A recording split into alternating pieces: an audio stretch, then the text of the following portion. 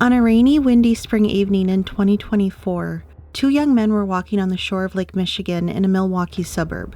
As they strolled along the sand at the bottom of a bluff, they saw what they thought was a log on the beach. When they got closer, they realized it was a human leg.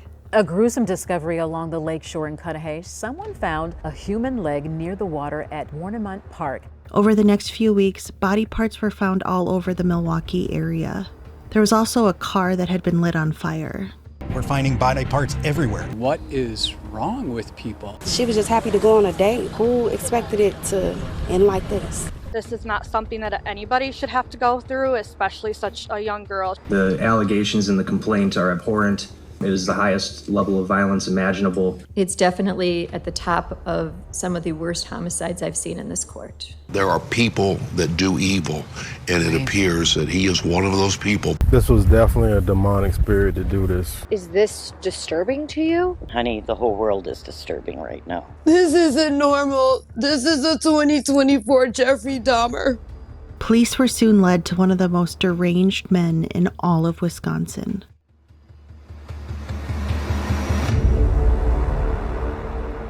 Hi everyone, my name's Anne, but I also go by my nickname Nini. I like to focus on Midwest true crime because I'm a Minnesota farmer's daughter. Today we're going to go to Wisconsin to talk about the murder of Sade Robinson. This is a disturbing one. I gotta say, Wisconsin wins the prize for the most gruesome cases. Taylor Schabusiness chopped off her lover's head and left it in a bucket for his mother to find. Jeff Dahmer, Ed Gein, nuff said there. All those cases involve dismemberment, and this case does too. So, what's in the water in Wisconsin that makes people want to dismember other people? Sade Carlina Robinson was born on May 10, 2004 in Mississippi to Sheena Scarbo and Carlos Robinson. When she was 1, she moved with her mom to Milwaukee to be closer to Sheena's family. Milwaukee is the largest city in Wisconsin and is on the shore of Lake Michigan. It's home to several breweries, a creative art scene. It's known for frozen custard, and like most places in Wisconsin, is famous for cheese. Sade lived with her mom in Milwaukee during the school year and spent summers with her dad in Florida. They lived for a time with Sheena's parents, and Sade developed a close relationship with them. She had a playful, teasing relationship with her grandpa, and she often confided in her grandma. After Sade got older, she brought her grandma flowers every month. When Sade was 3, a little sister named Adriana joined their family. Sade and Adriana were extremely close. They were sisters and best friends. Sade had trouble hearing when she was little and needed ear tubes implanted. Due to this, she had a speech impediment, but she was able to overcome that. When she was in 7th grade, she moved to Florida to live with her dad. Sade's mom described her as an overachiever, and she kind of was, but I don't think that's necessarily a bad thing. Sade participated in several extracurricular activities, including dance, soccer, Girl Scouts. She was a member of the National Honor Society. She joined the Junior ROTC. She was a very hard worker and got her first job when she was 14. During her sophomore year, she moved back to Milwaukee to be with her mom. She started working at Pizza Shuttle, where she would work for several years. Coworkers and customers loved Sade, and she was offered a manager position, but she turned it down because it didn't align with her long-term goals. Sade was sweet, energetic, creative, and responsible, but loved to be playful. She was a really sweet girl. She was really smart. She was really motivated. Probably just the strongest, kindest, most charismatic person I've ever met. Hey guys, welcome to the vlog. I'm gonna prank him later on today. It is gonna be fake, but it is what it is. She had major ambition and helped motivate coworkers to achieve their own goals. She had a caring heart and often gave food to the homeless. She gave big gifts to people she cared about. Sade graduated high school one semester early in January 2022. She was offered a full scholarship to Milwaukee Area Technical College and started studying criminal justice. While attending college, she continued working at Pizza Shuttle. She also got a second job as a banquet server at the Wisconsin Club.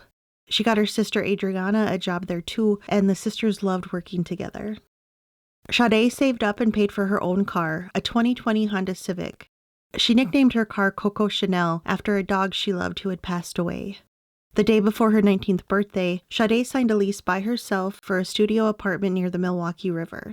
Her sister often spent the night. Sade loved to travel, and she saved up so she could pay for her own trips. She mostly solo traveled, which is very impressive for an 18 and 19-year-old. She loved trying local foods, learning about the history of places, and learning about Creole and African American culture. Sade lived more life by the time she was 19 than I think I did by the time I was 35. She knew how to embrace life and have fun, but she also knew the value in working hard in order to have that fun and achieve life goals, which, don't come for me, are not common traits you see in today's youth. Sade was set to graduate with an associate's degree on May 10th, 2024, which also would have been her 20th birthday. Her plan was to follow family members' footsteps and join the Air Force, then earn a bachelor's degree, and then join the FBI. She started going to the gym to get in shape for the Air Force's physical fitness test. So Sade was a full-time college student, worked 2 jobs to pay for her own car and apartment and travels, and kept up with a dedicated workout routine. That is very impressive. Sade also made time to have fun and hang out with friends, go to local bars and clubs, go to concerts. Sade had goals that were important to her, and she had her whole adult life ahead of her. On the night of March 27th, 2024, Sade went to a bar called Victor's. It seemed to be a place she'd been before because the bouncer greeted her with a hug like he knew her. Sade met a 33-year-old bartender who was working that night, Maxwell Anderson, who went by Max. Sade had trust issues with men, which came from previous relationships where she had been lied to, cheated on, and even sexually assaulted. But Sade and Max had a good time chatting and left Victor's together. Sade and Max's contact with each other over the next 3 days isn't known for sure. They didn't text each other for the first time until March 30th. Sade mentioned leaving her comb behind, but it's not clear where. A little after midnight on March 31st, Sade texted Max about being with a friend from Minnesota, and it seems like they met up with Max somewhere. March 31st, 2024 was Easter Sunday. Sade spent it with family at her grandma's house. She and Max must have verbally talked about going on a date that evening because Max texted her that day and asked if they were still on for later. Sade texted she was at work and didn't know how long she would be. The next morning, April 1st, Sade woke up and got ready for work. She FaceTimed with her mom. I just remember her being so beautiful. And I remember reminding her in that conversation, after you get off work, just go home and get some rest. Sade left her apartment around 9 a.m. and went to work at Pizza Shuttle. Around 11 a.m., Max texted and asked if she wanted to try another night for their date. They decided to go out that evening after Sade got done with work. Max suggested going to the Twisted Fisherman for supper because he was in the mood for seafood, and he used to work there and wanted to pick up his W-2. Seafood was some of Sade's favorite food, so that sounded good to her. Sade finished her shift at Pizza Shuttle around 5 p.m., then got in her car and drove to Twisted Fisherman. Max took an Uber to Twisted Fisherman and arrived at 5:09 p.m. How you doing? Good to see you. How you been, man? He texted Sade that he was there. She arrived about 10 minutes later and joined Max at the bar.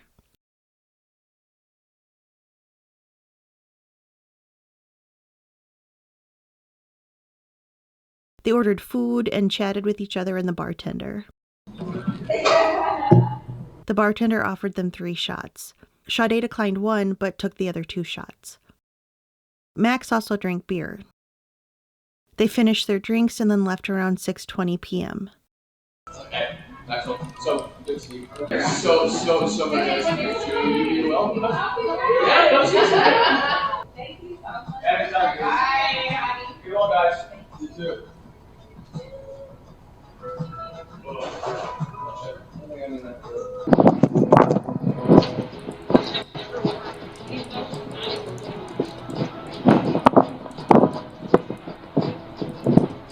Some of the surveillance footage of them leaving skips, but Max and Sade both got into Sade's car and she drove away.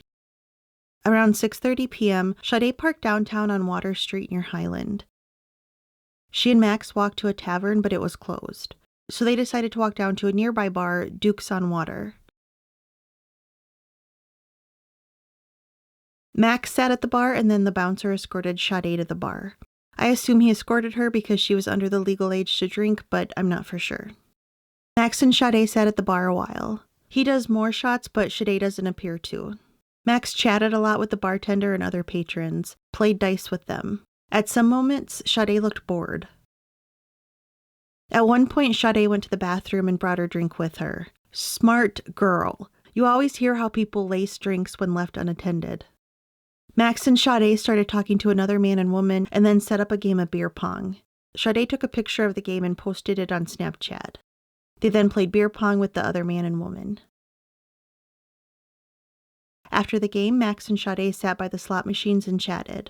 Around 8:30 p.m., Max stepped outside for a cigarette. When he came back, they all played another round of beer pong. A little after 9 p.m., they said goodbye to the man and woman, put their coats on, and left Duke's. As they walked to the car, Max put his arm around Sade for a little bit. They got into Sade's car and drove off. Sade drove to Max's home in South Milwaukee. Max's dad owned the home and it was set up as a duplex. Max lived in the second floor unit and the main level unit was rented to his friend Pete. A neighbor's camera captured Sade's car driving past the house before turning to go in the alley, and another camera captured her driving down the alley. She parked near the garage behind Max's house. A motion light went on when they arrived. A little before 9:30 p.m., Sade and Max entered the yard through the back gate and then entered the house through a side door. They went up to Max's second floor unit and settled down to watch Netflix.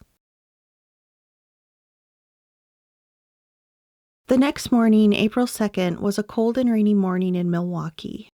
In the suburb of Cudahy, a man noticed the gate on a service road that led to a pump house in Warnimont Park looked like someone had ran into it. There were broken pieces of a dark-colored vehicle on the road.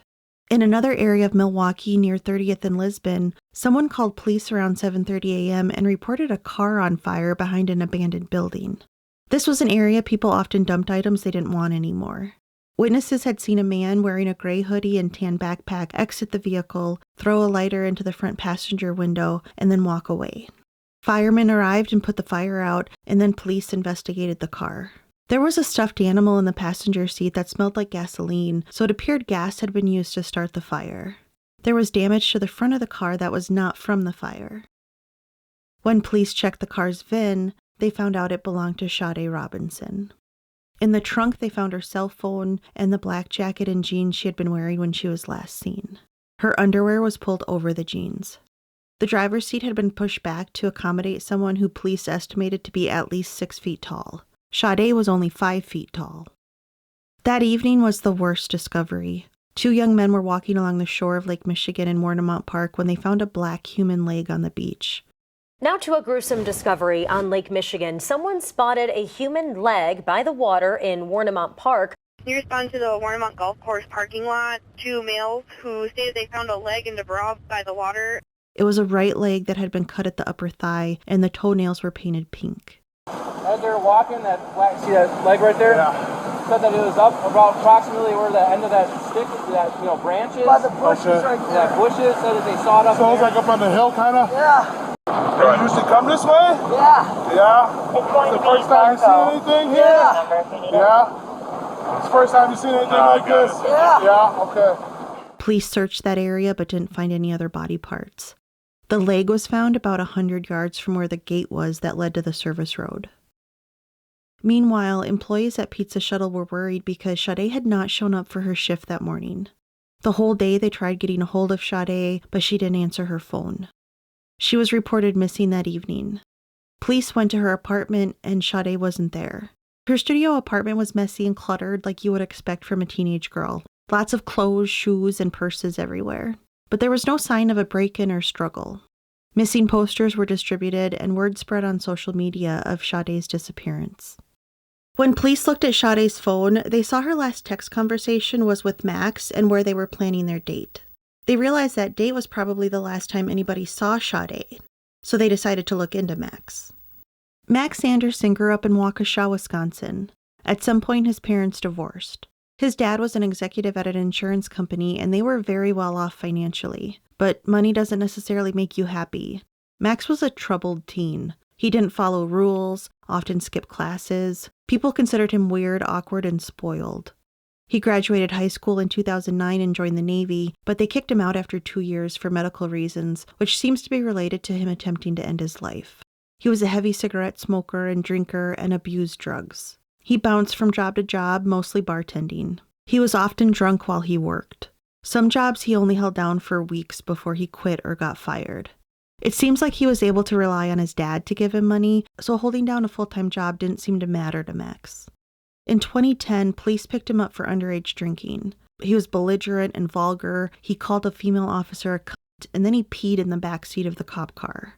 In 2014, he was visiting his mom, and he began screaming and throwing things at her. She called the police, and when they showed up, Max jumped into his mom's car, sped off, and crashed into their deck. His mom's fiancé tried to stop Max, so Max threw him to the ground, which broke a few of his ribs. In 2015, Max was living in his grandparents' basement. When they suggested Max get mental health treatment, he erupted in anger and punched a hole in the wall. When his grandma tried to call 911, Max smashed her phone. They had to go to a neighbor to use the phone to call police, and Max was arrested. In 2020, Max was walking down a Milwaukee sidewalk and got into an argument with the woman he was with. A man passing by tried to help the woman. Max threw him to the ground, jumped on top of him, and began punching him over and over. He was arrested again. In 2022, he was pulled over for going 70 in a 30 while drunk and got his second DUI. Because why not throw some drunk driving charges onto your criminal record to go with battery, disorderly conduct, and criminal damage and see if you get a bingo? He got another disorderly conduct charge when he got that DUI because while he was in the police interview room, he peed on the floor. Max only served a total of 15 days for all of his charges. He either had to pay fines, do community service, or be on probation. As part of his probation, he was not supposed to drink or do drugs, but he repeatedly failed drug tests and would test positive for cocaine, weed, alcohol. But he made excuses for every positive test. Like one time he said he accidentally picked up somebody else's Red Bull and didn't realize it was spiked with alcohol. Sure, Jan. In March of 2023, Max was released from probation. On the afternoon of April 4th, 2024, police pulled Max over near his home for expired registration. Any weapons on you, sir? No. What's going on? They then arrested him for Sade's disappearance. Meanwhile, police, friends, and family continued searching for Sade. Things were not looking good. Sade's car had been found lit on fire. The broken car pieces that were found near that service gate were tested, and they belonged to Sade's Honda Civic. A black leg was found not far from that service gate, so if Sade's car had been there, that leg most likely belonged to Sade. But Sade's family and friends still held hope, and they kept searching for Sade. On the evening of April 5th, police were searching the 31st and Galena Park that was a couple blocks from where Sade's car had been found. This was a rundown, high-crime area near abandoned buildings and the train tracks. The wooded area was a known dumping ground where people would discard things. There was graffiti on the retaining walls. A homeless camp was nearby. As police walked through the trees, they found a black left foot with pink toenails. They also found a couple small pieces of flesh and bone. After police left the park, Sade's friends did their own search there. They found a blanket in the trees that belonged to Sade. It was easy to know it was hers because there was a picture of her and Coco Chanel on it. The blanket had been made in memory of the dog. This would be the pink blanket that I recovered from the park at 31st and Galena that shows Sade Robinson's face on it. The friends walked down the hill to the train tracks and walked around. The friends found a small piece of bone with dark flesh on it on the train tracks. It's devastating because when we came to look for her, we weren't coming looking for body parts. We were just coming to look for her. They alerted police who performed another search of that area, including the tracks, and found some more small body pieces near where the blanket had been. Police got flack for missing the blanket during their first search, but it had been balled up so you couldn't see Sade's face. Plus, this place was covered in trash. In the pictures, it is everywhere. The body pieces they missed from the first search were really small. So I don't think this was a case of police being lazy. However, I do think after they found the foot, they probably should have brought cadaver dogs to the park and had them walk around, because with all that trash everywhere, the cadaver dogs would have been sniffing for just body parts and probably could have led police to the parts they missed in that first search. Sade's family and friends were coming to terms with the fact that Sade was probably no longer alive. I knew something had happened to my baby. I knew she was gone. It's the worst feeling a mother could ever have. It was rough not knowing for sure. Is she dead? Is she alive? Are those body parts hers?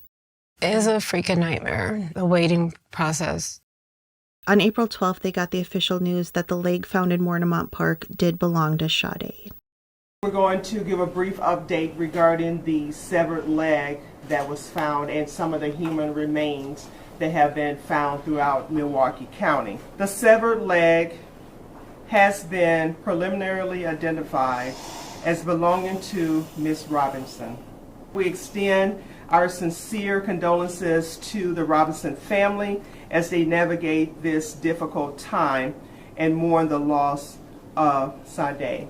Are you still searching for remains for Miss Robinson? Yes, we are.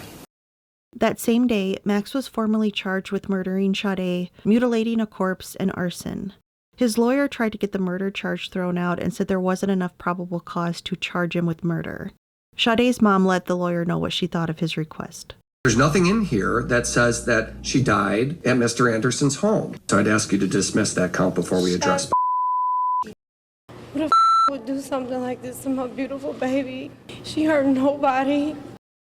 On April 22nd, Max appeared in court again and pleaded not guilty. He was held on a $5 million bond that Daddy couldn't pay, so Max had to stay in jail. Family and friends continued searching for the rest of Sade's body.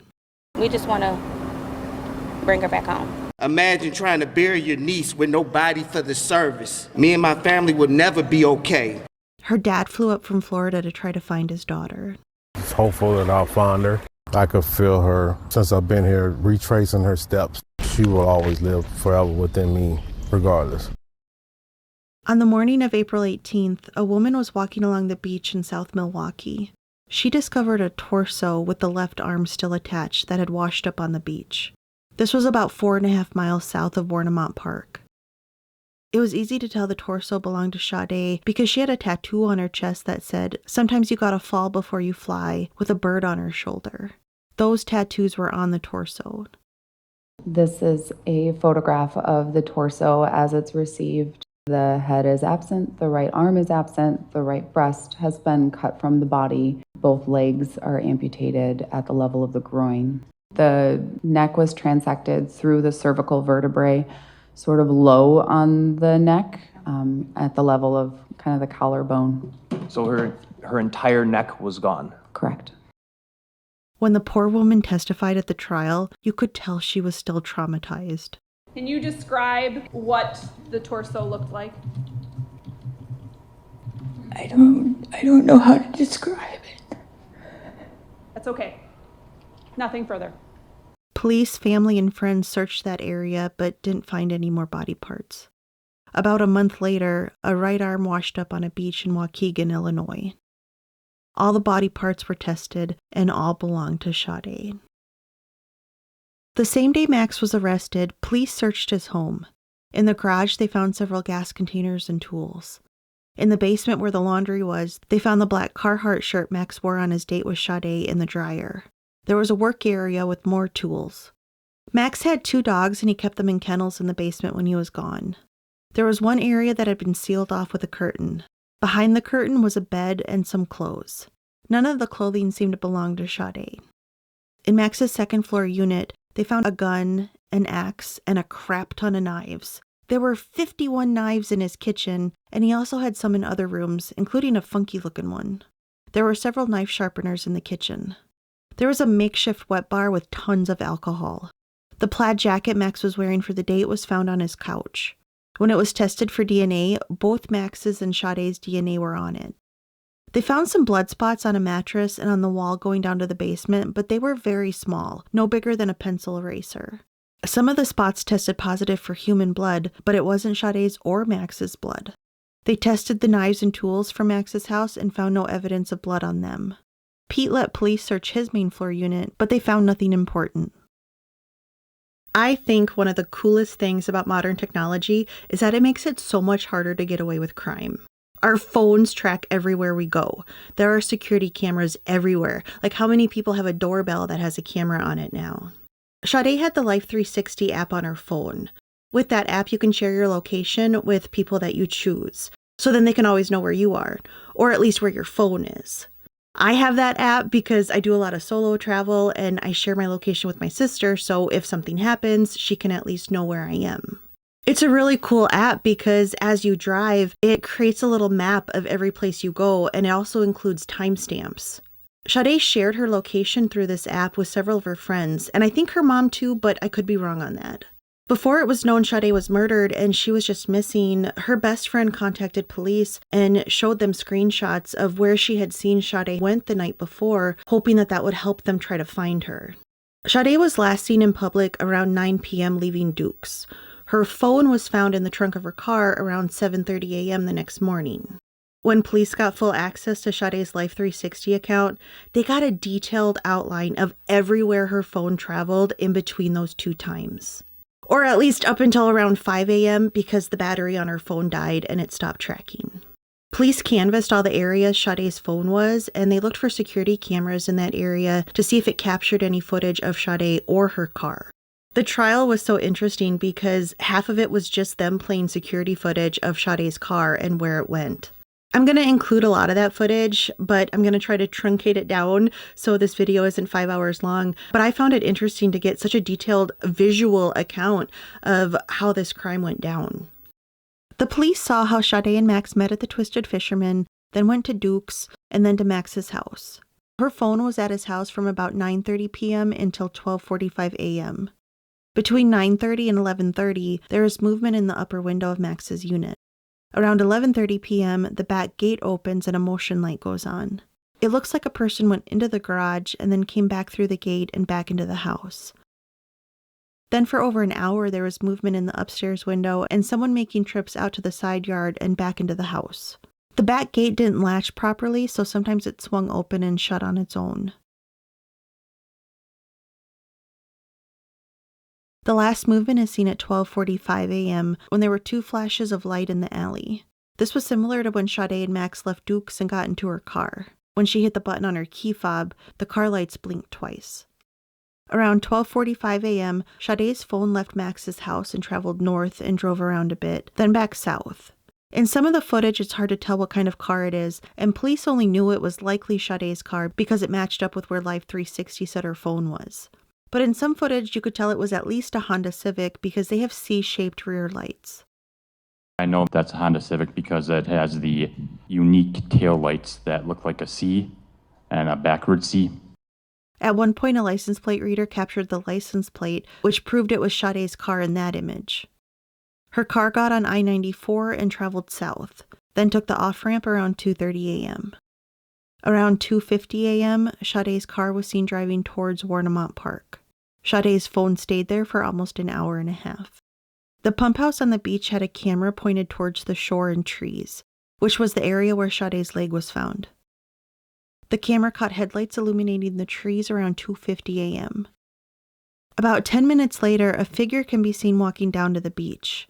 To me, it looks like the figure is dragging something down the hill. Investigators believe Max dismembered Sade on that beach. That would explain why such little evidence was found in his house. So this was probably Max dragging Sade's body down the hill to the beach.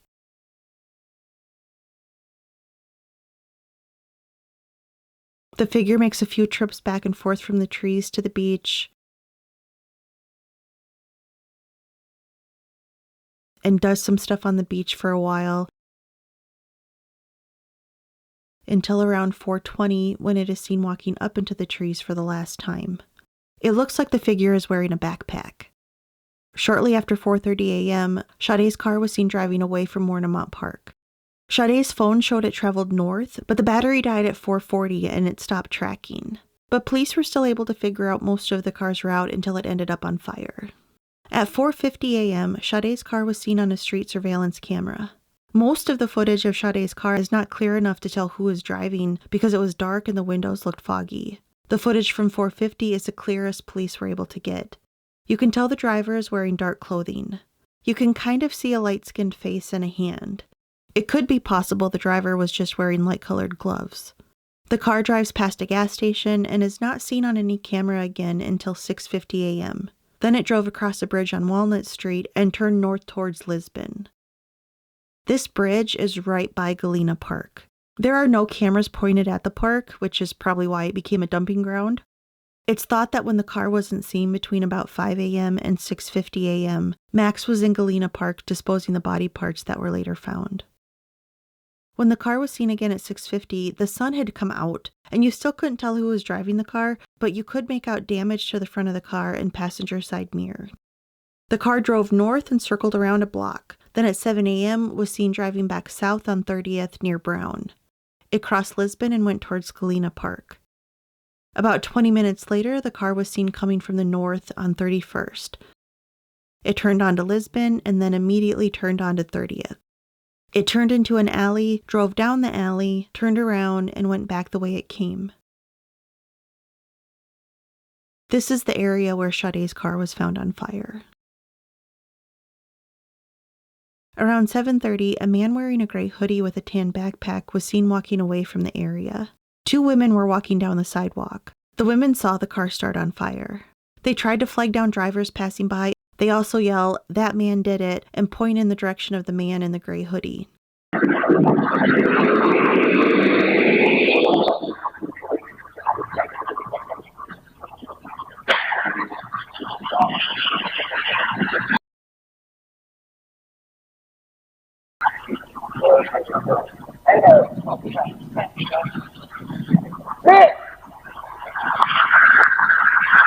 Who did that? Travel! The cover is coming, it's slow! Yeah, so I think it's so bad. Somebody to call the ambulance! Hey! Hey! Call the fire department! Hey! Call the fire department! A camera on a city bus passing by caught the same footage, and in that one you can see the flames in the car. The bus had a side camera too that caught another angle of the man and the car on fire. The man in the gray hoodie walked down to Walnut and crossed the bridge by Galena Park. Then he walked up to the 35th and Lisbon bus stop where he waited for a bus. At 8:12 a.m., he got on a southbound bus.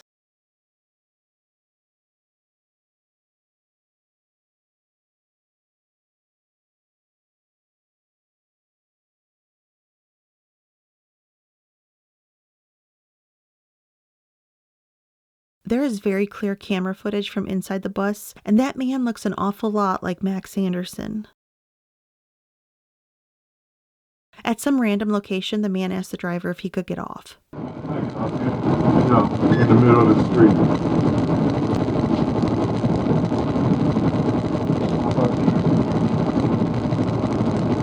Next block. Shortly after that, the man got off the bus a few blocks from Max Anderson's house. That man is seen walking towards Max's house. At 8:43 a.m., that man entered Max's back gate and went in the house. A couple hours later, Max texted Sade and asked how her morning was going. When police had searched Max's house, they also searched the trash bins on the streets near his house. Most were empty. In the time between Max and Sade's date and the day police searched trash bins, the garbage had been picked up. However, in the trash bin behind a house 2 down from Max's, police found a gray hoodie. It looked like the one the man was wearing in the surveillance footage. A lighter and matchbooks were found in the pockets. When they tested that hoodie for DNA, it had both Max's and Sade's DNA on it.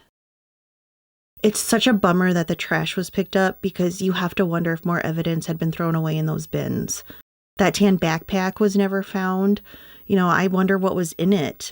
I would assume like a saw or something that he used to cut up Sade's body. The shoes the man was wearing in the surveillance footage was never found. The shirt and bra Sade was wearing when she was killed were never found. Police looked into Max's phone. The text conversation between him and Sade had not been deleted. They found a picture of Max's dogs on a beach that looked similar to the beach where Sade's leg was found.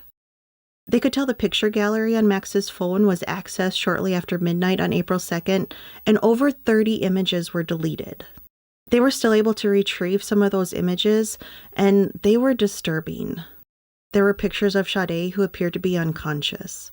Because the pictures had been deleted, they couldn't tell what date and time the pictures were taken, but in the photos, Sade was wearing the same clothing that she was wearing on her date with Max.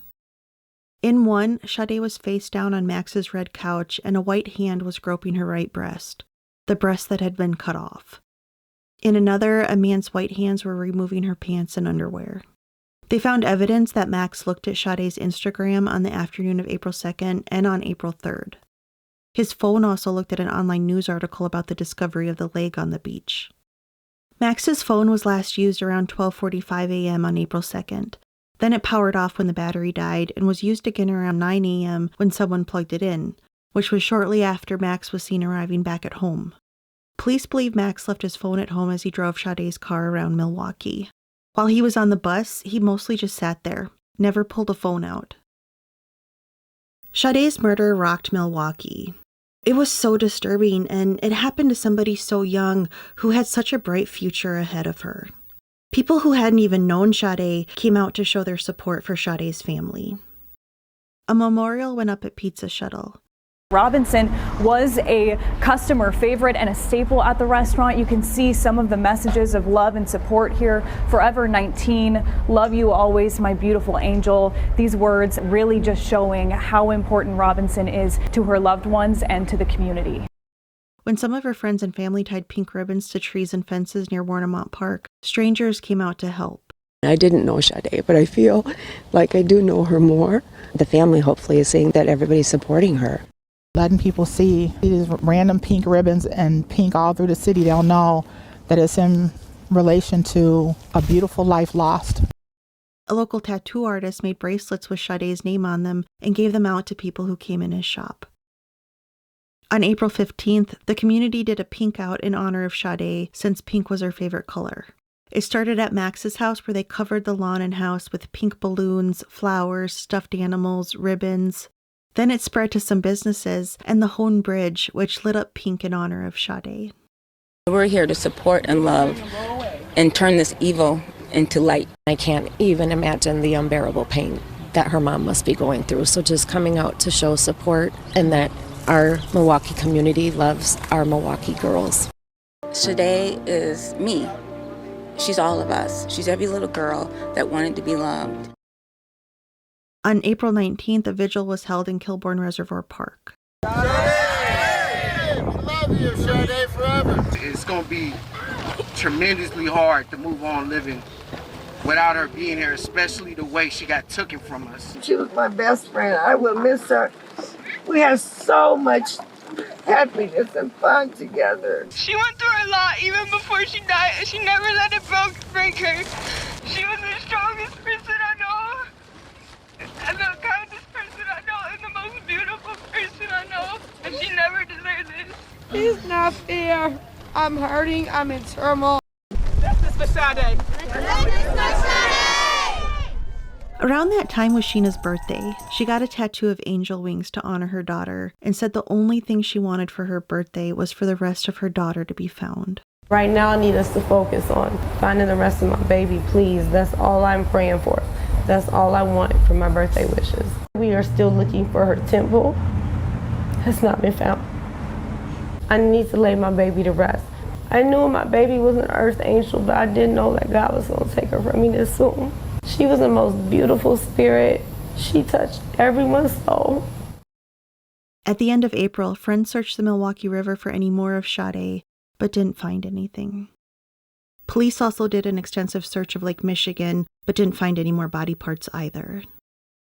Sade's head and neck and her right breast have never been found.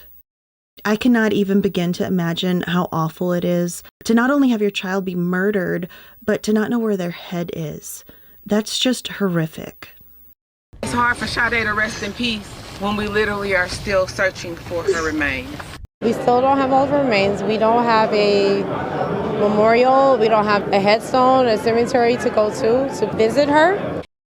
On May 10th, which would have been Sade's 20th birthday, Milwaukee Area Technical College held their graduation ceremony. Sade's family accepted a posthumous degree for Sade.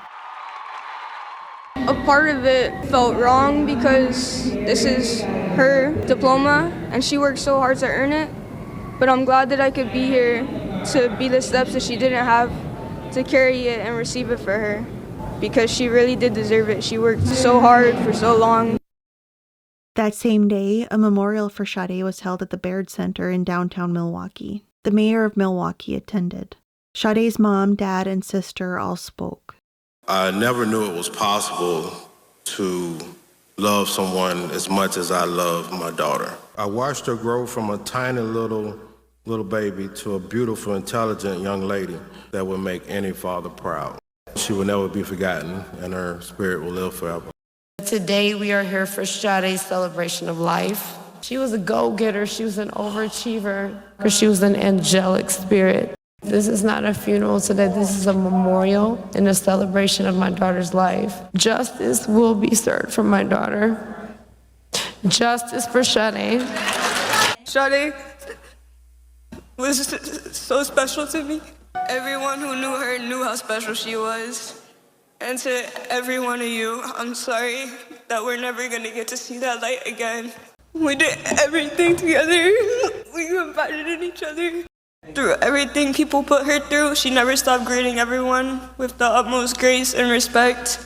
When we leave here today, I want everyone to carry on Sade's light in you and treat everyone the way that she treated all of us. It was the smile. It was ear to ear. So happy. I have a little speech problem and a disability. It's kind of hard for me to walk. So she helps me walk up and down the stairs all the time. I wouldn't be the same person if it wasn't for Sade. She made sure that I didn't give up. She made sure that I didn't quit the basketball team that I was on. Biggest superpower of just smiling at you and changing your whole day around. After the ceremony, they released doves in honor of Sade. We love you. We love you. In September 2024, a local spray paint artist painted a mural in honor of Sade at Pizza Shuttle.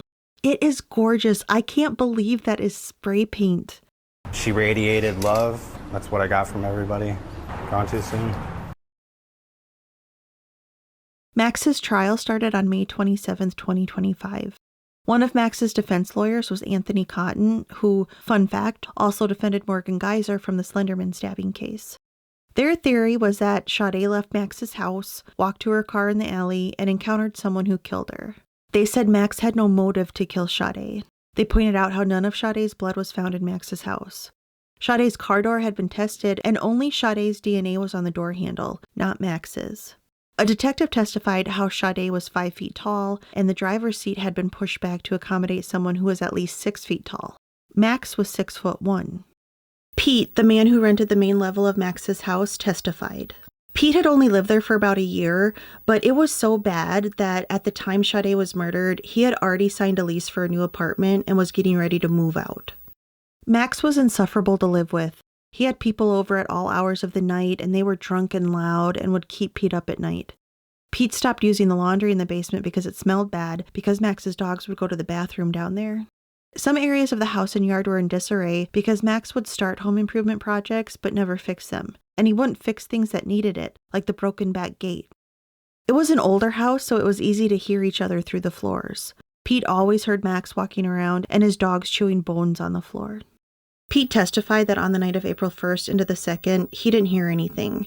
Did you hear anybody ever scream? I've heard absolutely nothing. I want to share with the court, I didn't even know that he was there. It was that quiet. It was that quiet. And that's coming from you, the light sleeper. Yes. No screaming. No screaming. Or struggling. No sounds of struggling. Or a saw being used. No, nothing like that. An ex-girlfriend testified that Max would take her to what he called a secret beach, which was the beach by Warnimont Park. The medical examiner testified about Sade's autopsy, which took place over 2 months because as body parts kept being found, then they would examine them. The dismemberment had been intentional because all the cuts were smooth, so they had not been from a car accident or an animal attack or something like that. A biologist testified he felt it had been a knife with a V-shaped blade that was not serrated. Some of the cuts had been with such force they broke Sade's bones. They could tell the dismemberment occurred after Sade was dead. There were small puncture wounds on Sade's chest that looked like someone had stabbed her lightly over and over. The medical examiner couldn't tell if it had been with a knife or if it was caused by fish or other marine life. The medical examiner could not determine a cause of death. It is wondered if Sade was strangled to death, but there was no way to determine that because her head and neck had been cut off very low on the neck and had never been found. They performed toxicology tests on Sade's muscle and on the only blood they could retrieve from her body, which was from around her heart. The only substance found was caffeine, no alcohol or drugs, which was interesting because Sade was seen taking at least 2 shots just hours before she was murdered. Mr. Defense Lawyer asked the medical examiner about this, and it sounds like it's possible that alcohol hadn't been absorbed into her muscles yet, and the blood they tested might have been diluted by lake water.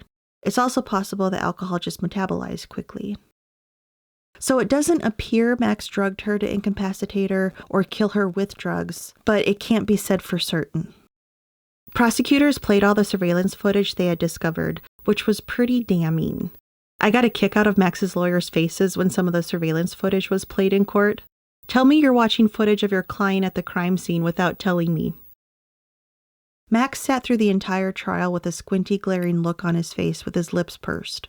I couldn't tell if he was pissed or if he was just confused. I don't know how Sade's mom and sister had the strength to sit through the trial. There was graphic testimony and pictures of Sade's body parts were shown. It had to be a nightmare to sit there and listen to those details about someone you love. Even the non-graphic testimony, like the surveillance footage of the date, watching Sade laughing and having fun playing beer pong, knowing those were her last moments alive. The prosecution's closing argument really drove home how heinous this crime was. When the prosecutor finished speaking, the courtroom applauded. We know that Maxwell Anderson is on his phone, traversing his photo gallery, where he has already taken pictures of Sade Robinson incapacitated on his couch. She is face down.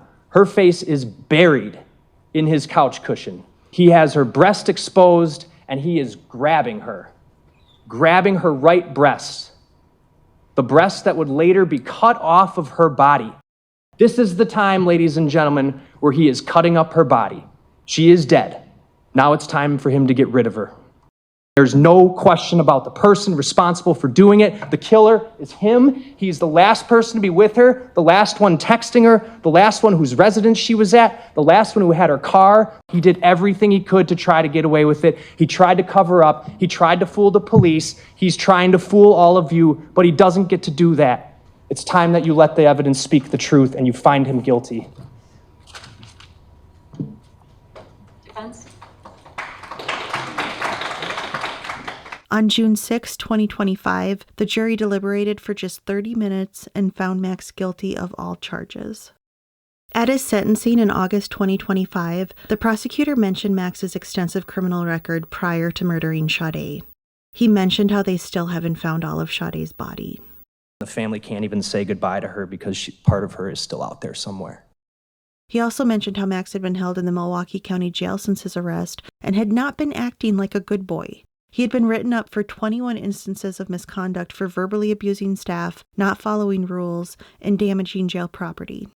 One trial day, when they were driving him back to jail for the evening, he crapped his pants in the vehicle. Max is a disgusting person for what he did to Sade, but he also has this history of shitting and pissing all over the place. Like, come on, dude. Sade's sister and parents gave victim impact statements. It broke my heart listening to Adriana. I have an older sister who was just like Sade. She has always looked out for me, and she's always been somebody I can go to. Adriana had that with Sade, and she had it taken from her when she was just 16. When Maxwell Anderson murdered my sister, he redefined my definition of misfortune.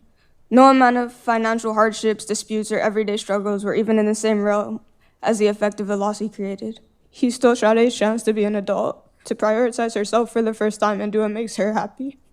I had to quit my job because Sade got me that job, and the whole time I was there, I worked with her. I saw the effect she had on people, the way everyone lit up from her presence, the way she made everyone, from customers to coworkers feel special, which meant that I had to watch all of that go away. I had to watch and hear time and time again all of the people, many of whom I've never heard of, who were deeply pained by the loss of Sade because of the way that she changed people's lives and generated happiness and erased people's bad days with her smile or her laugh or her hugs or her compliments or her taking things off of other people's plates regardless of how full her own was. All my sister did was meet someone, and as a result, he ended her life. He stole my ability to feel momentary happiness without feeling guilty for enjoying my life when I know Sade will never get to enjoy hers. He makes me feel extra anger because he still shows no regret and sits here looking stupid without an ounce of guilt for what he did. He stole my big sister that always protected me and nurtured me and put me first. He made it to where holidays are no longer a celebration, but a mourning. He robbed my future kids of the opportunity to have cousins and an aunt to love and support them. But what hurts 10 times more is all that he took from her. She was the definition of a fighter, the definition of resilience. She never laid down or backed down, and to know that he took all her power away and stole her ability to fight for herself is the worst thing imaginable.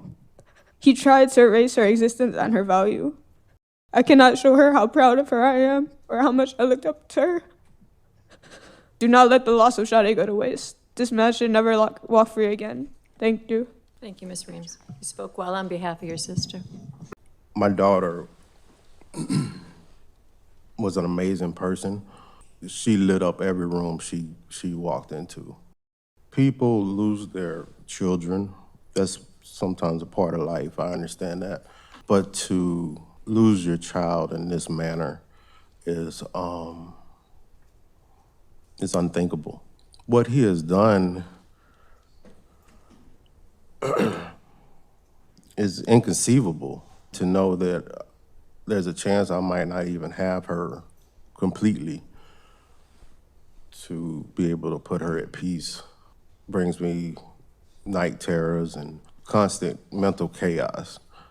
She had so much life left to live, so many goals that was taken from her. He deserves the punishment that he gave to my daughter. Everything that he did should be done to him. To me, that's justice. I don't feel like he has a right to walk around and breathe air, eat breakfast, brush his teeth. He doesn't have that right. No man should be able to live doing what he did. And I try to make peace because I am a man of God and I try to learn forgiveness, but I can't get past this. I can't. When Sheena spoke, she did not hold back on how she felt. I am the mother of Sade. My daughter referred to you as a man. You will never be a fucking man. You're a pussy-ass bitch. Ms. Scarborough, if you could direct your comments to me, please. Your Honor, I would like to thank you and the entire team for what we all had to endure. It was freaking torture to even have to be dragged through what we were dragged through.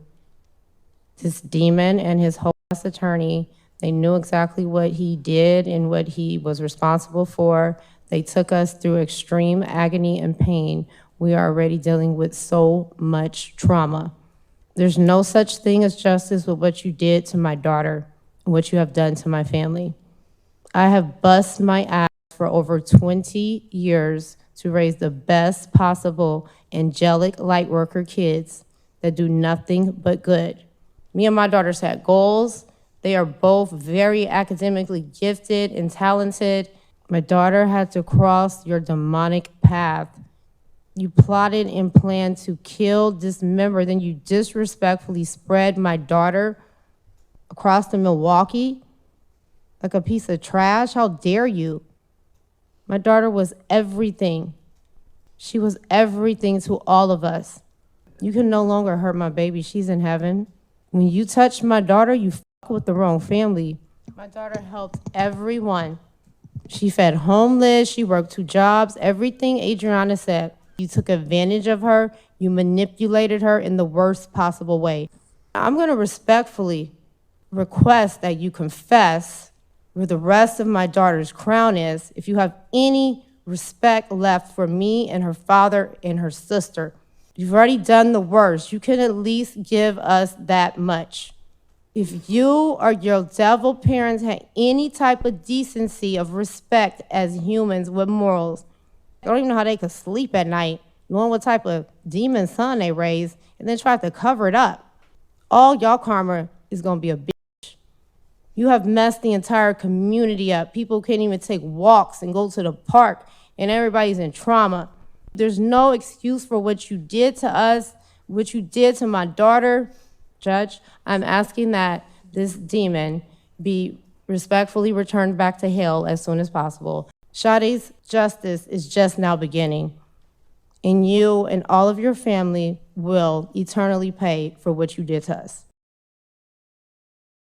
Max didn't show any emotion until his dad spoke and his lawyer spoke on his behalf.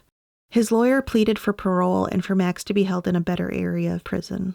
Sitting here in the county jail in solitary confinement has been horrific.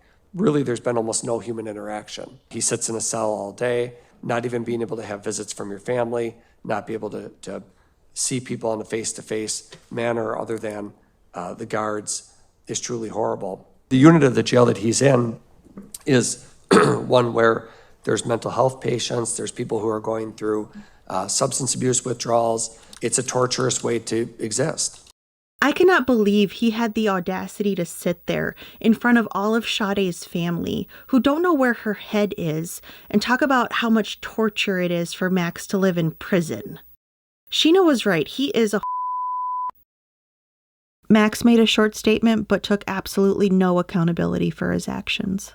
My deepest and most sincere condolences go out to Sade's family. Your Honor, I took this to trial without ever once trying to make a plea deal of any kind, because I did not commit these crimes. I plan to appeal my convictions, while I hope and pray that further investigations not only prove my innocence, but find and deliver true justice. In a letter Max wrote to the judge prior to sentencing, he said he was in the area where Sade's car was found on fire that morning just to buy some weed, and somebody set him up for Sade's murder. He said the only thing he felt remorse about was that he didn't walk Sade to her car in the alley that night so that he could protect her from whoever killed her. Just shut up. Before imposing her sentence, the judge talked about how good Sade was. She was a girl that I would hope all young ladies strive to be. Working 2 jobs to reach her goals, to be going on for schooling and further education, but then to hear about how much she was loved in the community by almost everyone that touched her. It was more than proven that Max Anderson was a depraved and dangerous man, and the judge saw that. It's beyond imaginable for a parent not being able to know if your children are dead or alive, and then to learn that they were dismembered and disgraced to the extent that this poor girl, her body endured, is beyond understanding. It's the facts that you see written in horror novels. Is there ever something redeemable in a person? You'd like to say at some point there is. How come I couldn't find anything good? How come I can't find anything that I can say at some point you'll be a better person? The charge of first-degree intentional homicide, relative to that, you shall be sentenced to imprisonment for life, weighing all of the factors that I must, and the impact on the community, where you stole a truly shining light, is what it sounds like. I am ordering that you will not be eligible for extended supervision. Max stared off as the judge read the sentence. I think it finally dawned on him that he can't do whatever he wants and not face consequences. He was also sentenced to 18 months for the arson and 7.5 years for mutilating a corpse. At the end of the sentencing, the judge gave words of advice to the courtroom. I haven't heard a word about how she was involved in violence or any type of ugliness. Let's emulate that spirit and move forward trying to be kind and gracious to all. I mean, that's clearly the effect she had on the community. If we all try a little harder to step away from violence and to be kind to each other, to communicate more, maybe our world will be a better place. All the lives my daughter has touched and impacted, that ensures that she will live. Her spirit keeps going. So that provides some comfort. Oh, we love you, baby girl. We can try to attempt to start the healing. This is the hardest thing I've ever done. There is no form of therapy or nothing that is going to remove this pain that we are going to carry for the rest of our lives. Sade's family didn't get any of her remains given to them until September of 2024. After receiving them, family and friends held a vigil in Warnimont Park and threw roses into Lake Michigan. Sade, we are allowing you to be at peace. I want you to know that Mommy's got this fight. I'm going to continue fighting for you every day.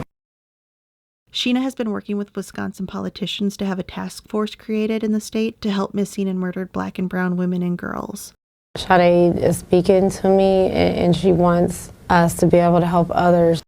Sade's family also started Sade's Voice Foundation to help provide resources for missing and murdered people in underserved communities and teach people safety awareness. Our focus is to be the voice and carry on her light and advocate for others. In November 2025, a bench was dedicated to Sade in Warnimont Park.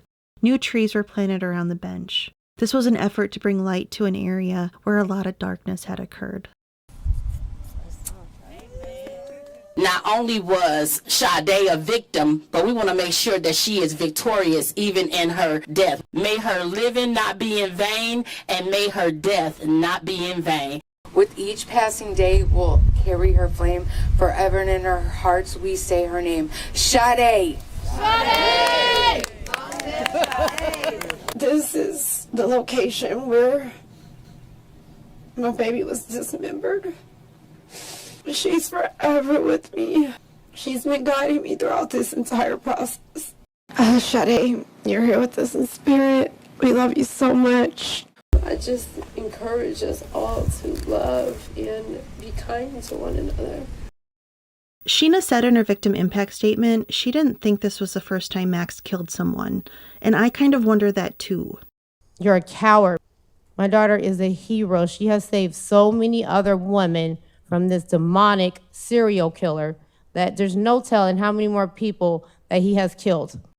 The blood they found in Max's house didn't belong to him or Sade. Was it another victim? If Sade was the first person he killed, if he had gotten away with it, he most likely would have killed again. I think he would have been a Dahmer 2.0. Max had zero interest in following society's rules or contributing any good to the world. I think Sheena was very right when she said that her daughter's death likely saved other women.